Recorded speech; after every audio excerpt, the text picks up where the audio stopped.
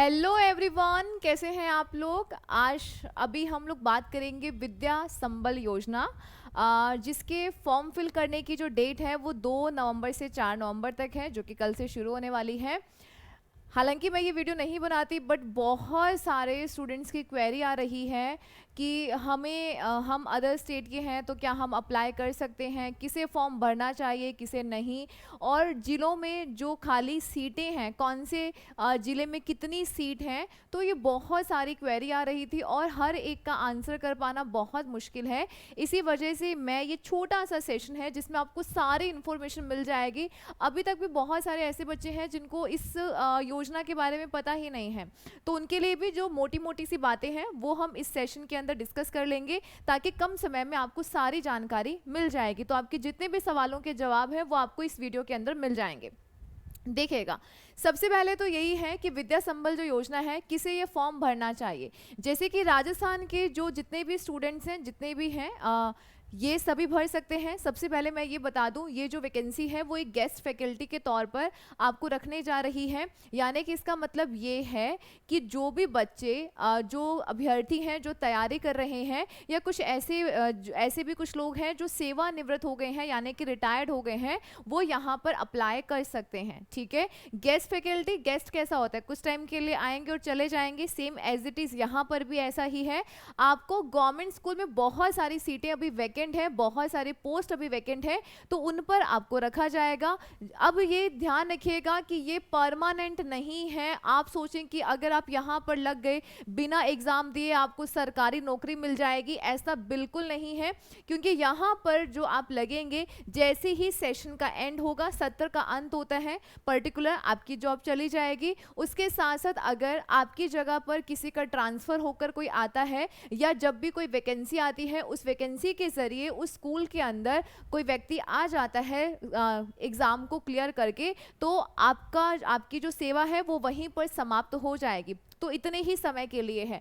तो अब इसमें ना ये बातें आपको ध्यान रखनी है कि किसे भरना चाहिए। अप्लाई तो आप चाहे सभी कर दीजिए, बट मैं यही कहना चाहूँगी, अभी आपके पास आगे बहुत सारी अपॉर्चुनिटीज़ हैं। जैसे सेकेंड ग्रेड का एग्ज़ाम है दिसंबर में, फिर आपका रीट का एग्ज़ाम है, बहुत सारे एग्ज़ाम्स हैं। तो अगर आप उसके लिए डेडिकेटेड है ना कि नहीं, हमने तो सिर्फ गवर्नमेंट ही पाना है, ये टेम्परेरी नहीं चाहिए, तो आप उस तरफ जाइए कि आपकी तैयारी बहुत अच्छी है, एग्ज़ाम बहुत अच्छा गया है फर्स्ट ग्रेड का, आप उसके अंदर लग जाएंगे, आपने मेहनत बहुत करी है, आपको ये टेम्परेरी नहीं चाहिए। क्योंकि इसमें क्या होगा कि जब आप स्कूल जाएंगे, आप ज्वाइनिंग करेंगे, तो ऑब्वियसली आपका टाइम तो खराब होगा। अगर आपके रेजिडेंस के एरिया में है, आपका जहाँ पे घर है उसके कोई 3-4 किलोमीटर में अगर आपको मिल जाता है, तो ऑब्वियसली आप लोग कर लीजिए। क्योंकि उसमें क्या है कि अगर 3-4 घंटे भी आपको जाना है, तो आगे आकर मतलब घर आकर आप अपनी स्टडी को कर सकते हैं। डन। तो सोच समझ के भरिएगा। जो बहुत ज़्यादा इकोनॉमिकल उसकी कंडीशन सही नहीं है, खर्चा भी नहीं निकल रहा है, बहुत ज़्यादा फाइनेंशियली वो सही नहीं है, वीक है, तो वो व्यक्ति ज़रूर भर लीजिएगा। बाकी आप अपनी सहूलियत के अकॉर्डिंग अप्लाई कर दीजिएगा, बट ज्वाइनिंग से पहले ये कुछ बातें ना आप ध्यान रख लीजिएगा। और भी ना आपको बहुत सारी इन्फॉर्मेशन मेरे टेलीग्राम चैनल पर मिल जाती है। दिव्या चंदानी मैम के नेम से मेरा टेलीग्राम चैनल बनाया हुआ है, आप वहाँ पर जाके उसे ज्वाइन कर लीजिएगा। वहाँ पर भी आपको इससे रिलेटेड बहुत सारी इंफॉर्मेशन मिल जाएगी। सेकंड है कि ये कौन कौन भर सकता है, यानी कि कोई अदर स्टेट वाले भी भर सकते हैं क्या? बिल्कुल भर सकते हैं। राजस्थान के ही नहीं, अदर स्टेट का भी कोई व्यक्ति है, अगर वो इन सभी क्वालिफिकेशंस को फुलफिल करता है। जैसे अगर कोई फर्स्ट ग्रेड का भरना चाहता है, तो उसे क्या चाहिए? बीएड चाहिए, और उसे पोस्ट ग्रेजुएशन चाहिए। यानी कि अगर बीए का व्यक्ति है, मतलब आर्ट का व्यक्ति है, तो उसका बीए होना चाहिए, बीएड होना चाहिए और एमए होना चाहिए। ये क्वालिफिकेशंस अगर वो फुलफिल करता है, तो नो डाउट वो भी हमारे ये जो विद्या संबल योजना है इसमें अप्लाई कर सकता है। तो जो क्वालिफिकेशंस आपकी नॉर्मल एग्जाम्स के लिए होती है ना, कि फर्स्ट ग्रेड के लिए कौन सी क्वालिफिकेशन है, सेकंड ग्रेड के लिए कौन सी क्वालिफिकेशन है, रीट के थर्ड ग्रेड के लिए कौन सी है, कि थर्ड ग्रेड के लिए रीट कंपलसरी है, ठीक है, वो सारी आपको यहाँ पे भी एज इट इज सेम, यहीं पे भी सारे क्वालिफिकेशंस वही हैं। फर्स्ट ग्रेड और सेकंड ग्रेड के लिए रीट की अनिवार्यता नहीं है। अगर आपका रीट क्लियर नहीं है, तो भी आप फर्स्ट ग्रेड और सेकंड ग्रेड का जो की जगह है ना, वो वहाँ पे आप अप्लाई कर सकते हैं। उसके बाद है सभी जिलों में खाली सीटों की जानकारी, ऑलमोस्ट सभी डिस्ट्रिक्ट की जानकारी आ गई है और वो मैंने अपने टेलीग्राम चैनल पर शेयर कर दी है बाकायदा पीडीएफ, तो आप वहाँ पर चेक कर लीजिएगा। और कहीं कहीं पर तो कौन सी फर्स्ट ग्रेड की कितनी वैकेंसी है वो सारी चीज़ें मैंने अपने टेलीग्राम चैनल, जिसका नाम क्या है दिव्या चंदानी मैम, तो वहाँ पर आपको मिल जाएगी। अगर ये वीडियो आपको इन्फॉर्मेटिव लगता है ना और आपको लगता है कि आगे और भी आपको ऐसे ही जानकारी और एकदम बिल्कुल सटीक जानकारी मिले कम समय में, तो आप हमारे चैनल को सब्सक्राइब कर लीजिएगा। वीडियो अच्छा लगता है तो लाइक और शेयर कर दें और टेलीग्राम को भी ज्वाइन कर लीजिएगा, ठीक है। कितने फॉर्म लगाएं स्कूलों में, तो ध्यान रखिएगा कि कोई भी व्यक्ति ना कितने भी फॉर्म अप्लाई कर सकता है। ऐसा नहीं है कि एक जना एक ही स्कूल में फॉर्म को अप्लाई करे, नहीं, आप एक से ज़्यादा स्कूल में भी फॉर्म को अप्लाई कर सकते हैं, ठीक है। ये आपके लिए खुली छूट है। अब बच्चों का ये था कि जितने मतलब कि फिर उसके लिए हर सबके लिए हमें अलग अलग डॉक्यूमेंट्स लगाने पड़ेंगे, ऑब्वियसली ना, अलग अलग तो लगाने पड़ेंगे ही, ये बच्चों के डाउट से अलग अलग लगाने पड़ेंगे, ठीक है। अब यहाँ पर ये थोड़ा ध्यान रखिएगा कि अगर जैसे कि अगर आप एक स्कूल में लगा रहे हैं तो वहाँ पर जितना एक क्राइटेरिया है ना, इसके लिए मैंने आपको एक वीडियो बना दिया था कि फॉर्म को कैसे फिल करना है। तो जैसे आप एक स्कूल में फॉर्म को फिल कर रहे हैं सेम एज इट इज़ वैसे ही अगर आप अनदर किसी स्कूल में फिल कर रहे हैं, लगा रहे हैं, तो वहाँ पर भी आपको सारे वही डॉक्यूमेंट्स लगाने होंगे, ओके, क्लियर। और उसके साथ साथ में शपथ पत्र का जो प्रारूप है और आपका जो फॉर्म, वो सारा मैंने टेलीग्राम पे शेयर कर दिया है। आप उसको वहाँ से डाउनलोड करके उसका प्रिंट आउट निकलवा के वही फॉर्म जो है वो फिल करके आप सबमिट करा सकते हैं। कहाँ पर मिलेगा? टेलीग्राम पे मिलेगा। तो ये कुछ आप लोगों की ना क्वेरीज थी, तो इनको थोड़ा सा मैंने सॉर्ट आउट करने की कोशिश करी है। आई होप ये सारी बातें आपको समझ में आ गई हैं। अब थोड़ी सी ना और बातें कर लेते हैं। बच्चों की बहुत सारी दिक्कतें थी और ना मतलब कि मुझे समझ नहीं आ रहा था कि मैं रिप्लाई कैसे करूं, इसी वजह से ये वीडियो मुझे बनाना पड़ा। उसके अलावा ना यहाँ पे थोड़ा देखिएगा, 5 सिर्फ ये पद वाले जो व्यक्ति हैं, मतलब कि मैं यहाँ पे बता दूँ first grade, second grade, third grade PTI और आपका लैब असिस्टेंट, यहाँ पर ना यही व्यक्ति जो है वो अप्लाई कर सकते हैं। इसके अलावा और कोई व्यक्ति अप्लाई नहीं कर सकता है।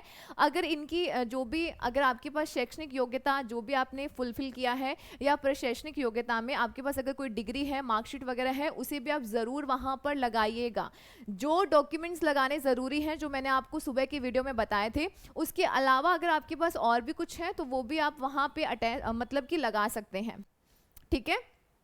अब यहाँ पर आवेदन की जो प्रक्रिया है, ध्यान रखिएगा, अगर कोई रिटायर्ड है तो वो 65 ईयर का भी है तो भी वो यहाँ पे अप्लाई कर सकता है। अगर टाई अप होगा ना नंबर्स का, तो क्या होगा, जिसकी जितनी ज़्यादा एज होगी उसी को ही रखा जाएगा। ये चीज़ ध्यान रख लीजिएगा, जिसकी जितनी ज़्यादा एज होगी, अगर टाई हो रहा है, मान लीजिएगा मैंने अप्लाई किया है, मेरे साथ कोई एक व्यक्ति और है जिसकी एज 45 या 50 के अराउंड है, या मान लो कि 60 के अराउंड है, तो मेरे और उन दोनों के नंबर्स के बीच में टाई हो रहा है तो उनको रखा जाएगा, मुझे नहीं रखा जाएगा, ठीक है, समझ गए ना आप।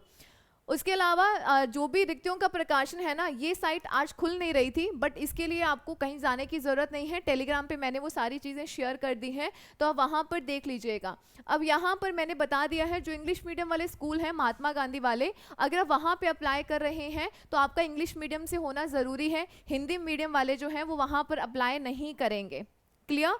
उसके अलावा आपको यहाँ पर इतना इतना वेतन मिलेगा, ये मैं पहले भी बता चुकी हूँ, आप यहाँ पर इसको देख लीजिएगा कितना वेतन मिलेगा। कल से लेकर 4 तारीख तक, यानी 2, 3, 4, 2, 3, 4 ये 3 दिन है जब आप अपने फॉर्म्स को अप्लाई कर सकते हैं। उसके बाद में फॉर्म फिल नहीं होंगे। अगर कोई गलती वगैरह हो गई है तो 5 से 7 तक का आपको टाइम दिया जाएगा। 7 तक अगर कोई गलती हुई है तो आप फिर से उसको सही कर सकते हैं। लगभग आप मानकर चलिए कि ना 20 नवंबर तक आपको ज्वाइनिंग दे दी जाएगी। तो जो अब यहाँ पे जाना चाहता है अप्लाई सभी कर दीजिएगा, और फिर अपनी अपनी कंडीशंस के अकॉर्डिंग, अगर आपको अपनी मनपसंद की जगह मिलती है और कोई इकोनॉमिकल क्राइसिस या कुछ भी आपको फाइनेंशियली प्रॉब्लम भी नहीं है, देन ज्वाइन कर लीजिएगा अगर आसपास है। बाकी थोड़ा सा ध्यान रखिएगा अपने आने वाले एग्जाम्स को देखते हुए, अपनी तैयारी को देखते हुए कि कौन सी चीज़ ज़्यादा सही रहेगी, ठीक है। कई बार क्या होता है कि हम थोड़ा सा लालच करके ना हम अपने आने वाले समय को बर्बाद कर देते हैं, और फिर जो अपॉर्चुनिटी अभी आपके पास है ना वो आपके पास फिर नहीं आएगी। आप सोचो कि अभी जो आपके पास वैकेंसीज आई हुई हैं, रीड की हैं या आपके पास सेकंड ग्रेड की है, वो आपको फिर बाद में भी मिल जाए, नहीं, एक बार जो समय चला जाएगा वो फिर से नहीं आएगा, ठीक है, तो ये कुछ बातें हैं, आई होप आप इन्हें समझ गए होंगे। तो बाकी सारी चीज़ें मैंने और अनदर वीडियोस में बता दी हैं। अगर आप चाहते हैं ना कि और वीडियोस कहाँ पे मिलेंगे, तो मैंने प्लेलिस्ट बना दी है विद्या संबल योजना के नाम से। मेरे चैनल पर जब आप जाएंगे तो वहाँ पर आपको सारी इन्फॉर्मेशन मिल जाएगी। ओके, तो अगर अच्छा लग रहा है तो लाइक शेयर और चैनल को सब्सक्राइब कर लीजिएगा। मिलते हैं इसी प्रकार के अनदर वीडियो में।